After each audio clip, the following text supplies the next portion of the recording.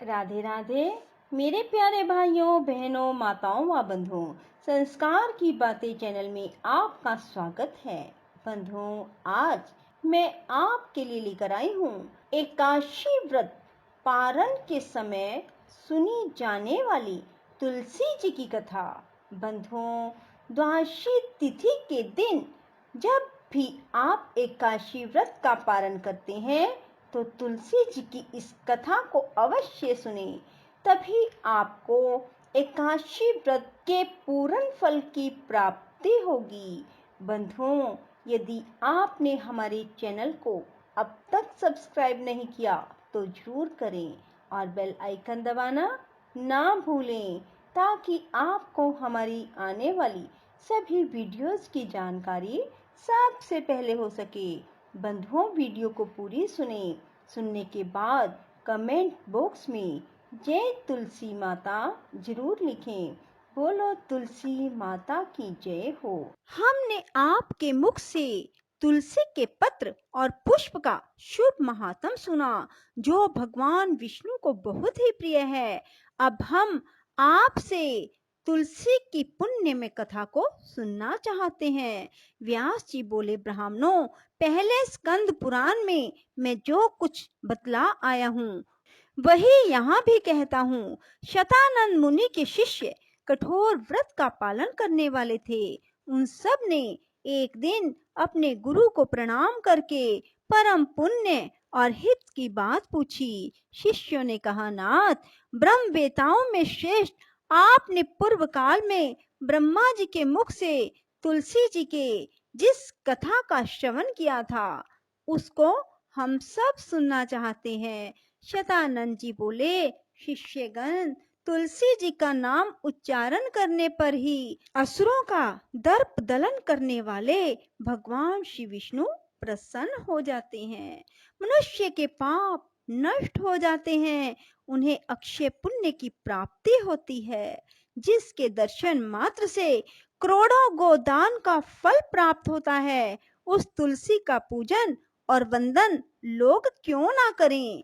कलयुग में संसार में वे मनुष्य धन्य हैं जिनके घर में शालग्राम शिला का पूजन संपन्न करने के लिए प्रतिदिन तुलसी का वृक्ष भूतल पर लहलहाता रहता है। जो कलयुग में भगवान श्री केशव की पूजा के लिए पृथ्वी पर तुलसी का वृक्ष लगाते हैं, उन पर यदि यमराज अपने किंकरों सहित रुष्ट हो जाए तो भी वे उनका क्या कर सकते हैं। तुलसी, तुम अमृत से उत्पन्न हुई हो और केशव को सदा ही प्रिय हो। कल्याणी, मैं भगवान की पूजा के लिए तुम्हारे पत्तों को चुनता हूँ। तुम मेरे लिए वरदायिनी बनो। तुम्हारे श्री अंगों से उत्पन्न होने वाले पत्रों और मंजरियों द्वारा मैं सदा ही जिस प्रकार श्री हरि का पूजन कर सकूं वैसा उपाय करो।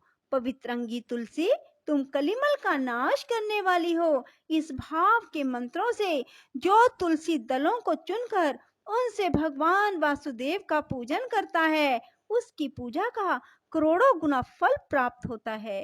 देवेश्वरी, बड़े बड़े देवता भी तुम्हारे प्रभाव का गायन करते हैं। मुनि, सिद्ध, गंधर्व, पाताल निवासी, साक्षात नागराज, शेष, संपूर्ण देवता भी तुम्हारे प्रभाव को नहीं जानते।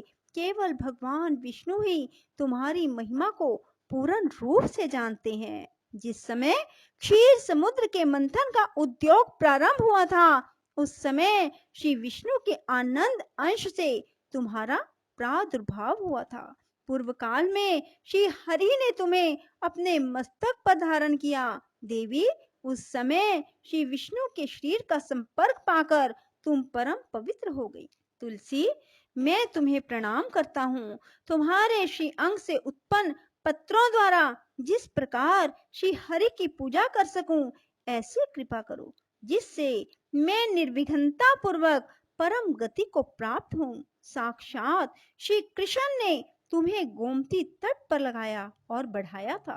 वृंदावन में विचरते समय उन्होंने संपूर्ण जगत और गोपियों के हित के लिए तुलसी का सेवन किया। जगत प्रिया तुलसी, पूर्व काल में वशिष्ठ जी के कथन अनुसार श्री रामचंद्र जी ने राक्षसों का वध करने के उद्देश्य से सरयू के तट पर तुम्हें लगाया था।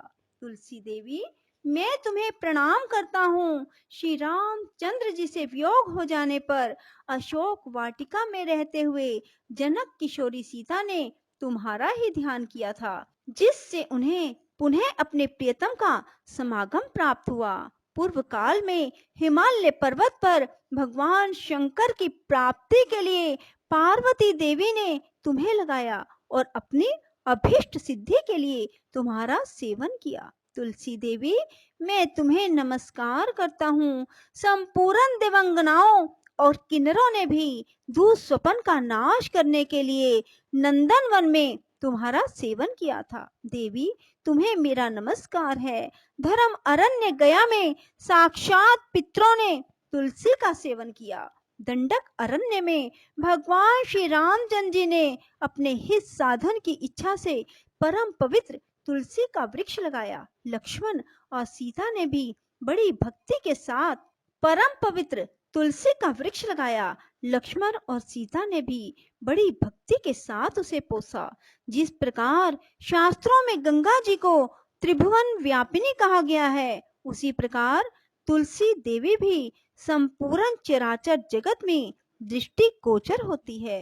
तुलसी का ग्रहण करके मनुष्य पातकों से मुक्त हो जाता है। और तो और मुनीश्वरों, तुलसी के सेवन से ब्रह्म हत्या भी दूर हो जाती है। तुलसी के पत्ते से टपकता हुआ जल जो अपने सिर पर धारण करता है, उसे गंगा स्नान और 10 गोदान का फल प्राप्त होता है।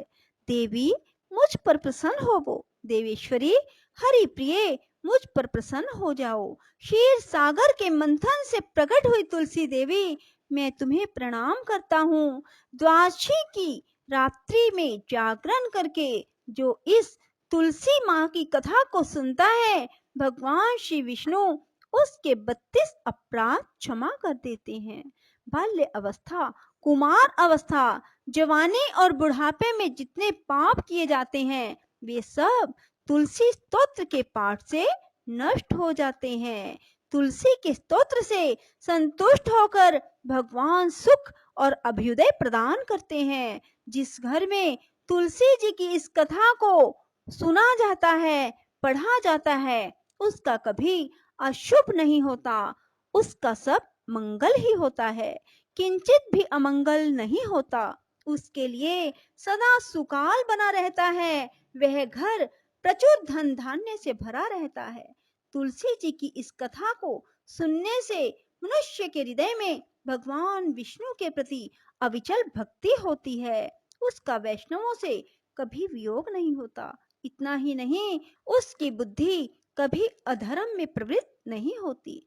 जो द्वादशी की रात्रि में जागरण करके तुलसी जी की इस कथा का पाठ करता है, उसे करोड़ों तीर्थों के सेवन का फल प्राप्त होता है। बोलो विष्णु भगवान की जय, तुलसी माता की जय। राधे राधे, जय श्री कृष्णा। बंधुओं, यदि आपको हमारी वीडियो पसंद आए तो इसे लाइक करें और शेयर भी जरूर करें। धन्यवाद।